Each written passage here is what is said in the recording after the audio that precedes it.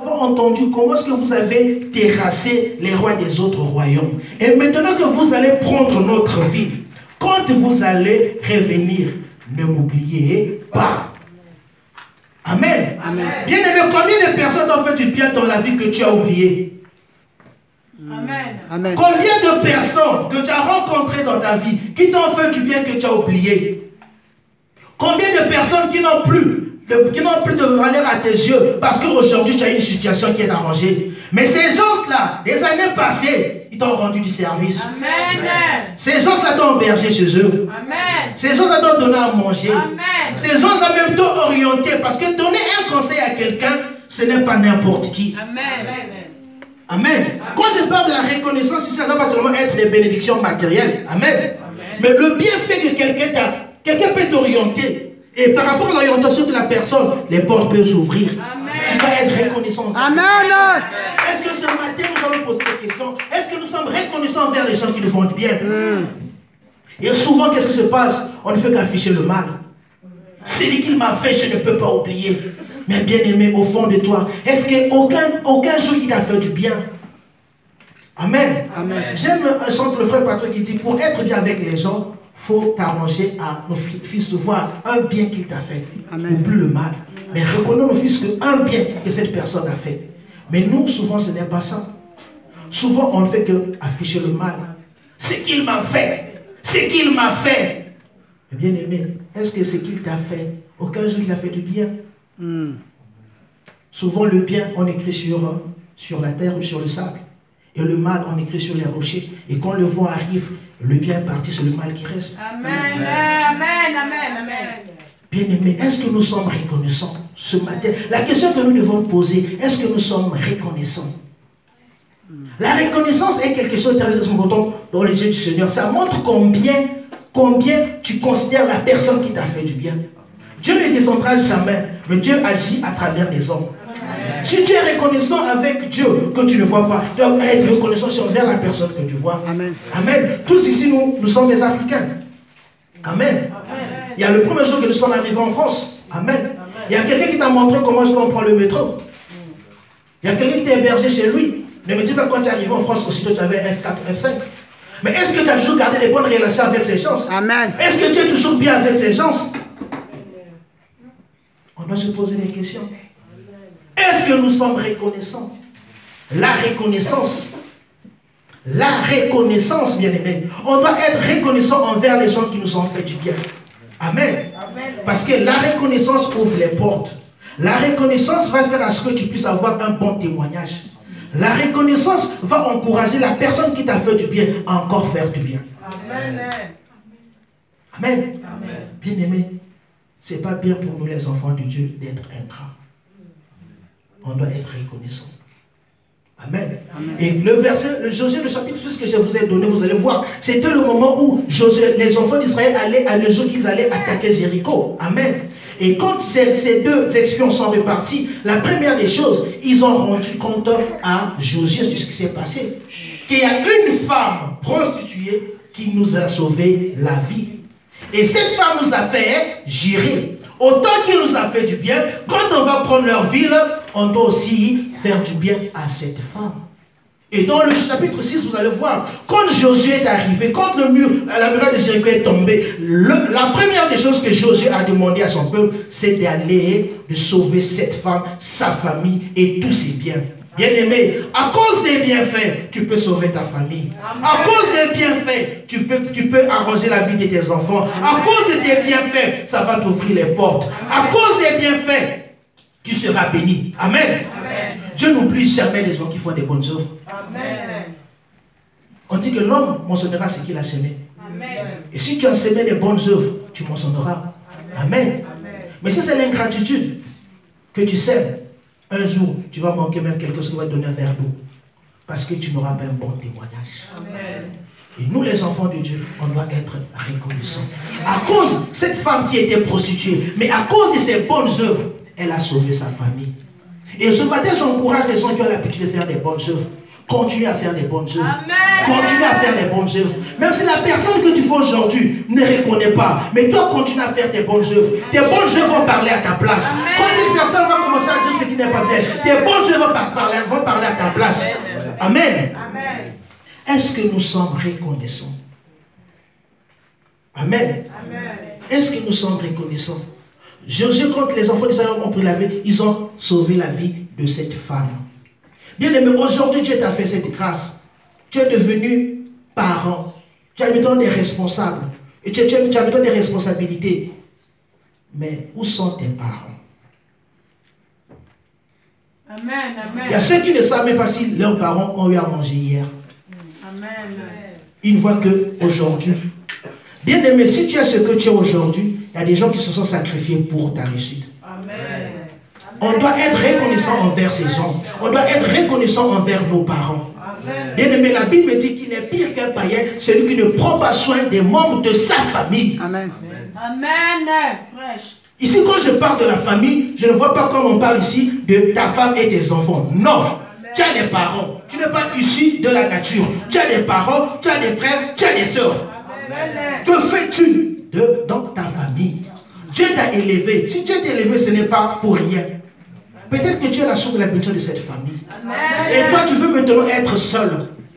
Mais tu oublies. Moi, je vais vous dire une chose. Je vais vous ouvrir une parenthèse. Mon père, souvent, il nous disait, quand il parlait, parce qu'on savait qu'on ne peut pas toucher la grand-mère, quand tu sais, il nous disait, cette femme que vous voyez, elle a fait de moi ce que je suis aujourd'hui. Et leur mère avait instauré quelque chose, parce que mon père est issu de, ils étaient 4, 3 filles, et il était l'unique garçon. Et ses sœurs ont sacrifié, elles ont sacrifié ses études parce qu'il fallait soutenir le garçon. Et leur mère était vraiment, elle était dure.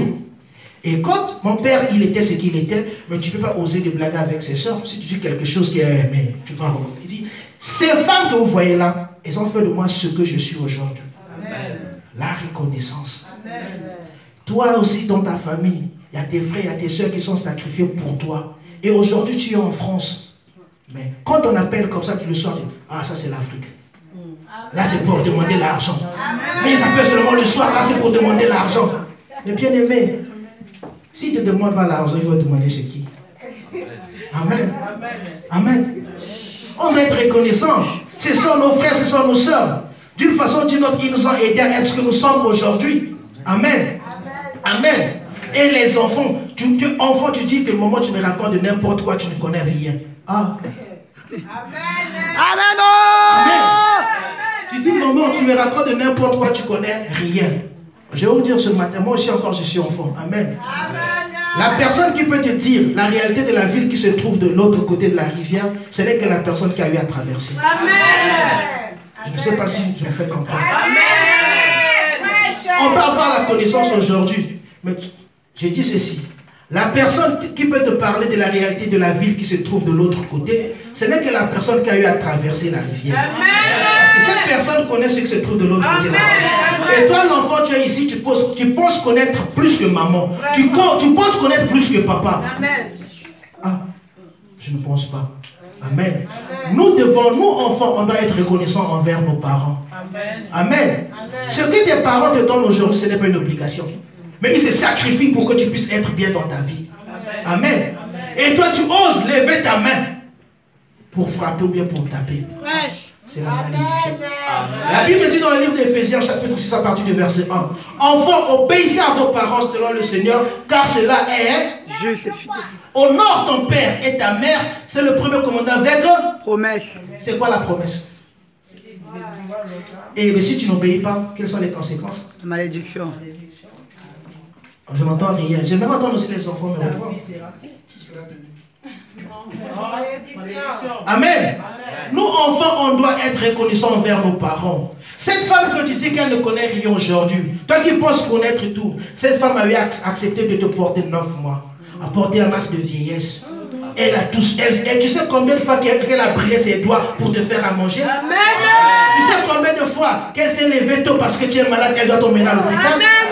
Aujourd'hui, tu dis qu'elle ne connaît rien. Toi qui connais tout, toi tu as déjà fait quoi? Hey!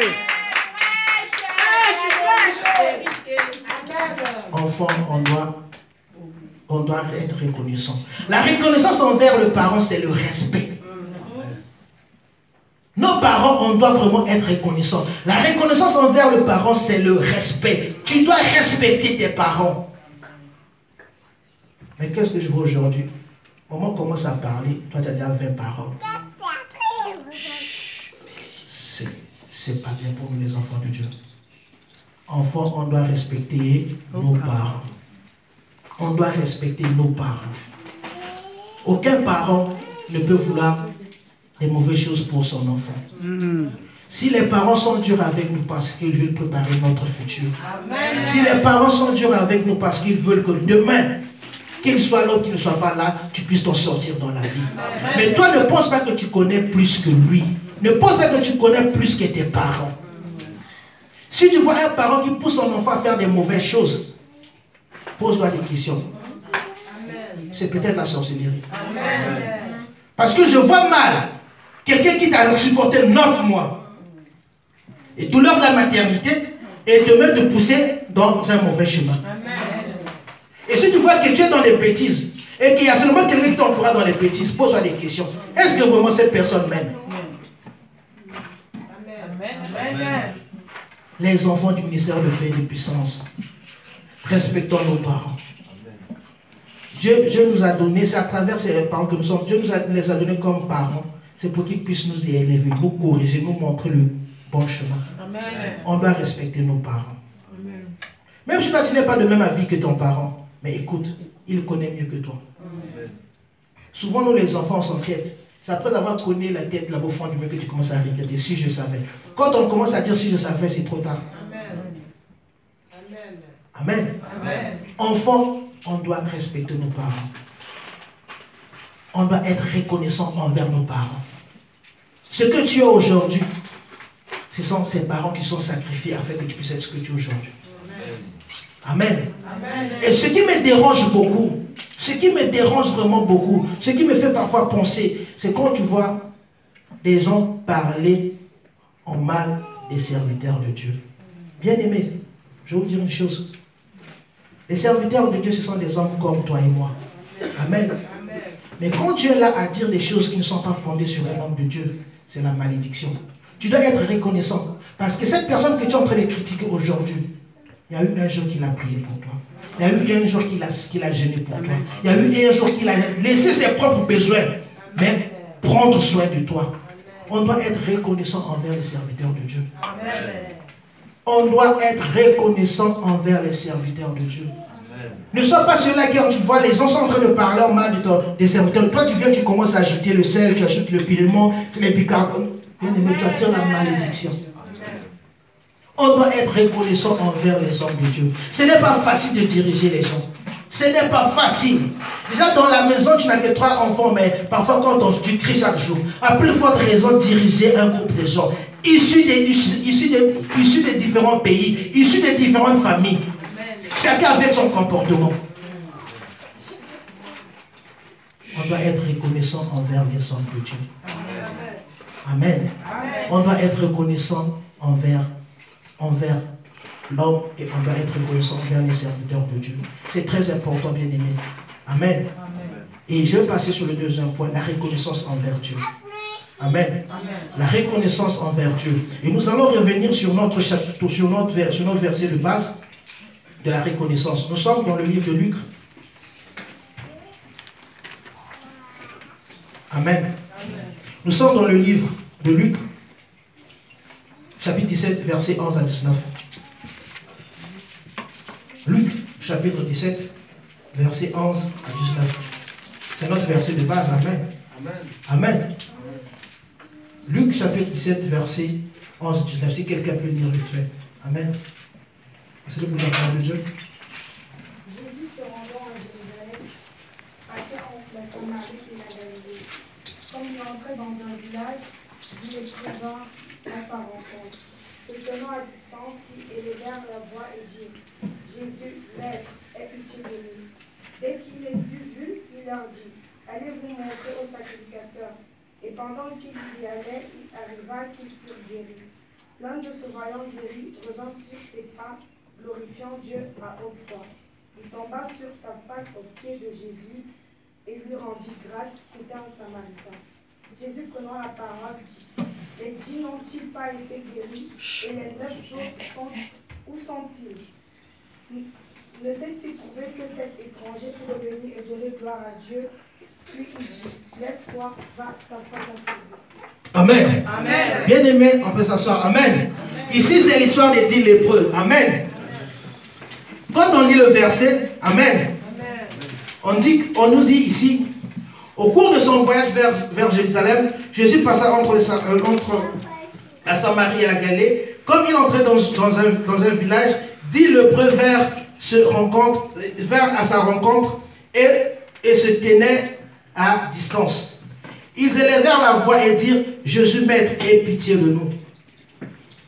Amen. Amen. En les voyant, il leur dit: allez vous montrer au sacrificateur. Et pendant qu'ils allaient, il arriva qu'ils furent purifiés. L'un de se voyant guéri revint sur ses pas et glorifie Dieu à haute voix. Il tomba face contre terre aux pieds de Jésus et lui rendit grâce. C'était un Samaritain. Jésus prit la parole et dit: les 10 n'ont-ils pas été purifiés? Mais les 9 autres, où sont-ils? Ne s'est-il trouvé que cet étranger pourra revenir et donner gloire à Dieu? Amen. Amen. Puis il lui dit: lève-toi, va, ta foi t'a sauvé. Amen. Amen. Bien aimé, on dit bien que c'était sur son chemin. Amen. Bien aimé, peut-être toi aussi, toi et moi, sur notre chemin avec Dieu, avec le Christ, Dieu a commencé à faire des choses dans nos vies. Amen. Amen. Bien aimé, on doit d'abord comprendre une chose. C'est quoi la lèpre? La lèpre, c'est une maladie qui se caractérise par, tu commences à perdre des orteils et des doigts. Et les muscles commencent à s'atrophier. Amen. La lèpre, c'est une maladie incurable. Amen. Mais quand ils ont rencontré Jésus-Christ, la Bible dit que Jésus-Christ leur a dit: allez-y, et puis allez vers le sacrificateur. Amen. Mais en chemin, qu'est-ce qui s'est passé en chemin? Chacun commençait à voir que moi je n'avais plus de doigts, mais ça commence à revenir. Et mes muscles étaient atrophiés, il commence à retrouver sa santé. Amen. Amen. Mais ce qui est bizarre, on me dit qu'il n'y a qu'une seule personne qui est repartie vers Jésus-Christ. C'est comme toi et moi. Dieu, en marchant avec Christ, c'est-à-dire dans la vie chrétienne, Dieu a commencé à faire des choses avec toi. Tu n'étais rien, tu étais sans valeur. Mais Dieu a commencé à te donner la forme et la valeur. Dieu t'a lavé. Mais en route, est-ce que tu es reconnaissant vers ce Dieu? Amen. Quand je vois le comportement des 9 autres qui s'est passé, quand l'autre voit que j'ai maintenant je n'ai plus de doigts, j'ai des doigts. Ah, la paire de chaussures que j'avais achetée là, ça fait longtemps que j'ai porté ça. Ah non, je dois vite prendre cette chaussure. Aujourd'hui, je vais mettre ça. Ah, mais la nourriture, au lieu de penser à repartir pour dire merci, mais chacun a pris son chemin. Amen. Ils sont aussi comme nous les chrétiens. Amen. Amen. Tu n'étais rien. Dieu t'a béni, Dieu t'a élevé. Est-ce que tu es reconnaissant envers Dieu? C'est quoi la reconnaissance envers Dieu? Est-ce que tu es toujours resté dans sa présence ou tu as pris d'autres chemins? Que fais-tu avec la bénédiction de Dieu? Amen. Amen. Que fais-tu avec la bénédiction de Dieu? Amen. Amen. Amen. Amen. Amen. Amen. Être en France, tu n'es pas en France par ta force ou bien parce que tu avais beaucoup d'argent. C'est une grâce que Dieu t'a fait. Amen. Moi, je connais une famille que leur père a beaucoup d'argent. Et ça fait des années que ses filles, au Congo d'abord, ils ont eu le bac, voulaient venir ici, ça n'a pas marché. Ils les ont envoyés au Maroc, croyant que là-bas ça a marché. Ils ont fait 5 ans au Maroc, rien. Là, ils sont encore repartis à Brazzaville. Ce n'est pas manque d'argent. Mais Dieu t'a fait cette grâce de venir ici. Amen. Tu dois être reconnaissant. Amen. Tu dois être reconnaissant. Amen. Amen.